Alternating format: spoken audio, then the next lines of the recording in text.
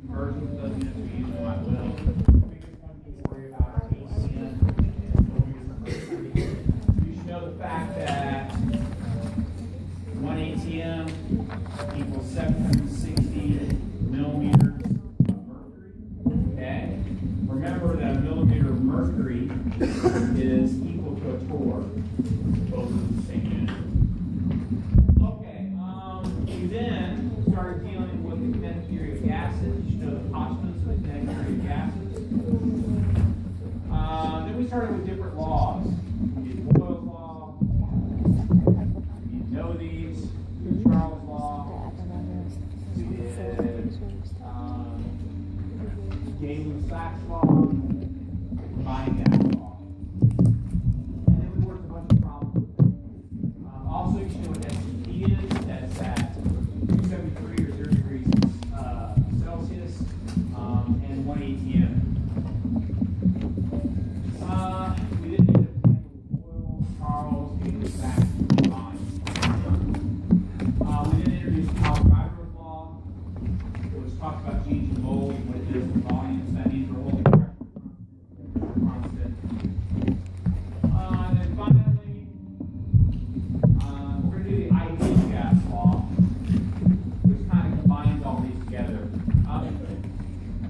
So we know that the Boyle's law is an inverse relationship, right? That as one goes up, the other goes down. B1, B1, B2, B2. As this one goes up, this goes down. That's what this represents, the inverse relationship. We know Charles' law is a direct relationship. As one increases, the other increases or decreases. That's what this represents. And then we have Avogadro's law, which looks like Charles. So it's a direct relationship. As this increases, that increases. That's what this is. Okay. Now, we're just going to combine all those together. Since all of these are equal to volume, right? All of those are equal to volume, or proportional to volume. We're going to set it equal. So here's volume equals 1 over P. Volume equals 1 over T. Volume is equal to temperature. Volume equals temperature. Volume is proportional to moles. Volume is proportional to moles. Okay? All right, now I'm going to do this under STP. Molar STP. STP means 1A atmosphere. So I put a P there. 0 degrees Celsius. That's 273. The number of moles, the molar one is 1. And the amount of the amount of volume that is gas. Combine these all together, and you get the R value, the ideal law of gas. I give you this on the exam, okay? You don't have to memorize it. But that's where it comes from. Okay? It's using all our traditional laws, making it under molar STP, and then combine them all together and we get this. Because of this is the unit that we have to use in the ideal gas law. So here is the ideal gas law. I expect you to know this law. Every good chemist should know this. Every good physicist should know this. You're responsible for it, but you're not responsible for the R value. I'll give it. So P equals nRT, sometimes called Herbner. Because the R value is 0.0821 atmospheres per liter per mole per K, then these units need to be in those units. Okay? So pressure, you have no choice. It must be in atmospheres. Right? Liters, you have no choice. Or volume, it must be in liters. Right? N stands for the number of moles. And then, of course, temperatures must be in Kelvin. So when you use T equals nRT, you have to convert everything over to those units in order to use it. All right, so let's see what a problem like that looks like. A a 25-liter cylinder of nitrogen gas at 10 degrees, how many grams of nitrogen must be there to have a pressure of 1.75 atm to see ideal gas law? Okay, here's the deal. Did the volume change? No. Did the temperature change? No. Did the pressure change? Then this isn't a combined gas law. And they mentioned grams and moles, which isn't in the combined gas law. So this must be a P equals nRT problem. Okay? Different ways, but you don't have a change in temperature, change in volume, or change in pressure. And they mentioned this grams and moles. That's got to be ideal gas law. All right, I got to make sure everything's in the correct units. So I'm going to write down everything they gave me. My pressure is 1.75 atms. My volume is 25.0 liters. I don't know this one, but I know the unit of it will be moles. This is 0.0821 atmospheres per liter per mole per K. Where do I get that from? I give it to you on the test. And then finally 10 degrees Celsius. Am I good on units? No. My temperature needs to be in what? Kelvin. So, this right here, which I give you on the test, gives you the units this needs to be in. Okay? So adding 273, I get 283 K. All right, now you're going to plug in my values. Always the way it's going to work. Get all the values, everything but one. 1.75 atms. 25.0 liters. This I don't know. Per liter per mole per K. And then finally 283 K. Now, when I solve this, what am I going to get? Moles, right? Do we have some kind of tool in our arsenal that let you get from moles to something, grams to something?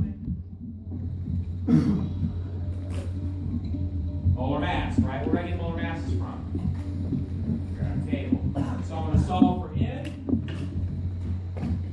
0.0821 atmospheres per liter per mole per K times 283K.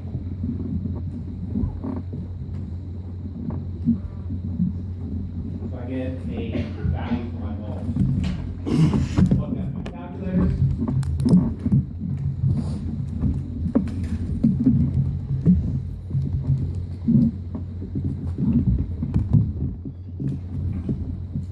Okay, 1.88 moles of nitrogen, right? Nitrogen gas in. Don't do it. Nitrogen gas comes as a what?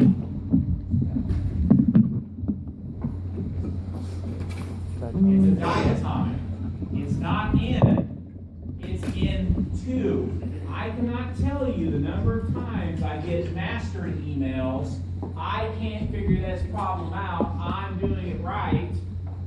There's an error, and it's because they're not using nitrogen gas. It's a diatomic. Okay?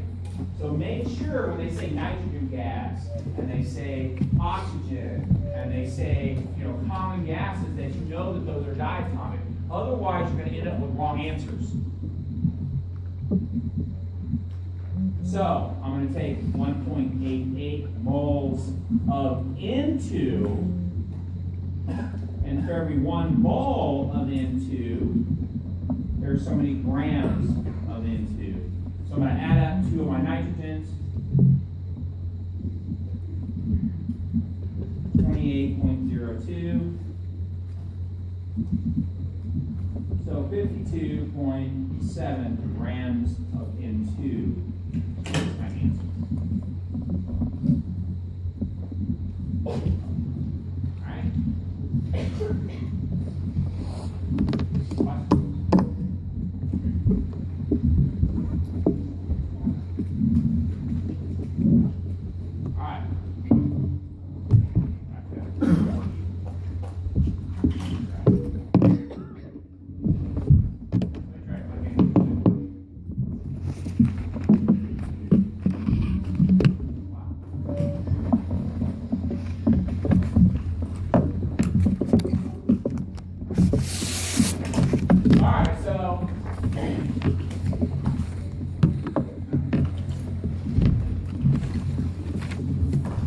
How many moles of neon are occupied by a volume of 14.3 liters at STP? So what should I do with STP? Sorry. What does STP mean? What's the pressure? 1 atm. What's the temperature?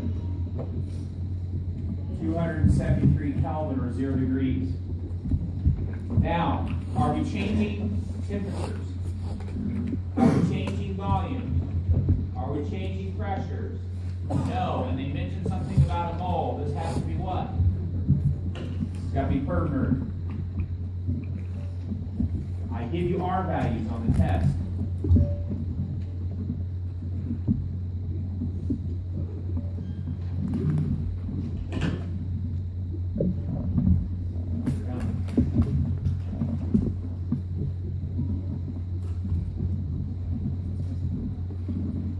Now, the only way these problems get harder is that if I don't give you atmospheres, you've got to convert them. Or I don't give you liters, I give you milliliters, and you have to convert them because you're only allowed to use atmospheres, moles, liters, and Kelvin in these problems.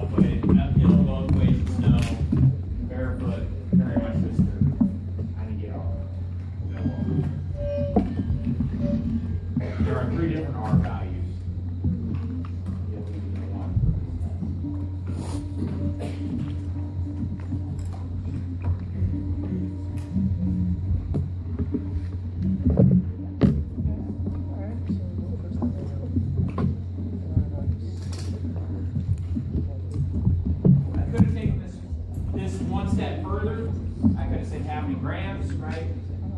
Have to use molar mass.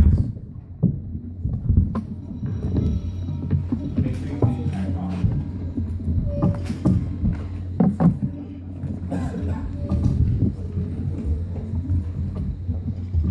As far as test announcement, the test will not be the next week. It'll be the following week we come back for Thanksgiving. So it's not going to be that Monday. I'll probably have that Wednesday when we come back for Thanksgiving.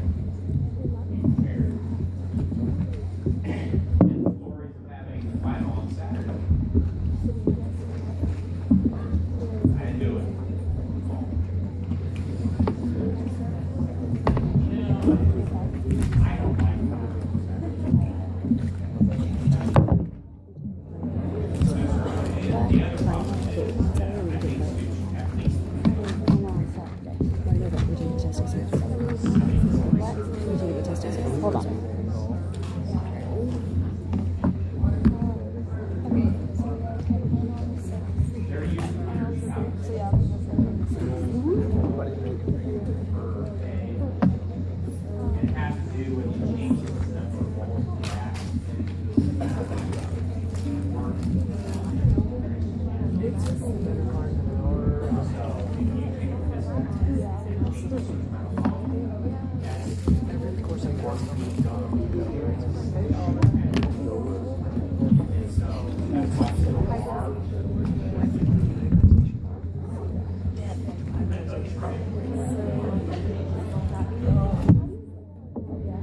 Alright, going once.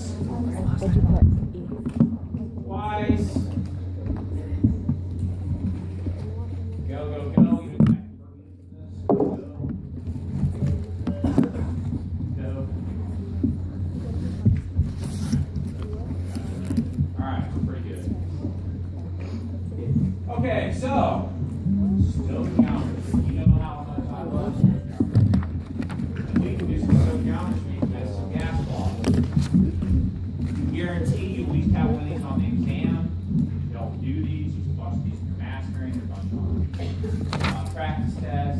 back to the chapter. I love, love, love. It's going to happen. Let's do it. All right.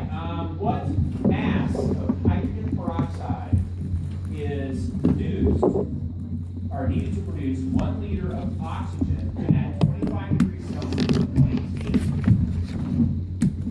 Good clue that it's some kind of gas law stoichiometry is they give you pressures and volumes, and they talk about something here and another gas over here, and you've got a balanced equation.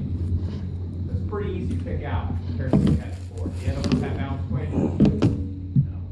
They didn't have 2 different gases going on or anything else. So this is a pretty distinctive problem. It differs from other stoichiometry problems because it has pressure. So as you see pressure involved, that's got to be a gas law stoichiometry problem. All gas law stoichiometry problems use at some point.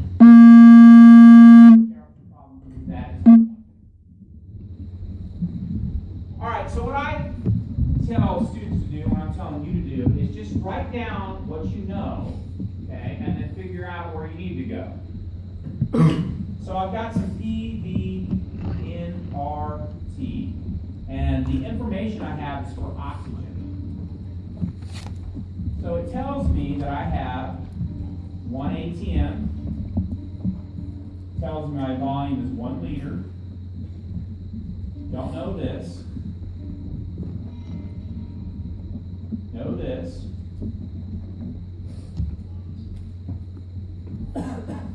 And then finally, they tell me temperature 25 degrees Celsius. Okay with that? Yeah. What does the R value actually tell us? The R value is a bunch of assumptions that we're making using the ideal gas law postulates. And that's where it comes from. We're saying if it behaves like a normal gas, if we have 1 liter of it, and we have this, or not only 1 mole of it at this temperature, we're going to have this many molecules, 1 mole is equal to 6.02 times 10⁻³. So it's kind of a fudge factor, okay? That if an ideal gas law follows a certain trend, then it should follow these postulates, okay? We're going to find out that it's not that easy here in a minute, that if we vary from ideal gas law behavior, and we have real gases, so is this, a better way of looking at this doesn't give you the best answer when you solve for it. It's assuming everything is ideal, but when you learn in chemistry, everything's much more complicated than that. But it gives us pretty good answers, okay? And that's why we use it.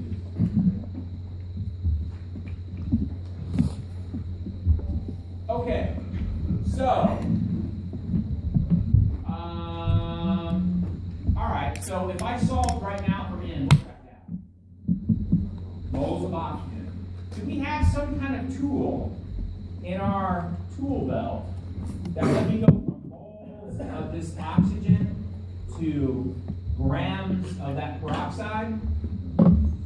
Molar ratio and stoichiometry. Okay? That's all there is to these problems. So instead of me just giving you the moles of oxygen or the grams of oxygen,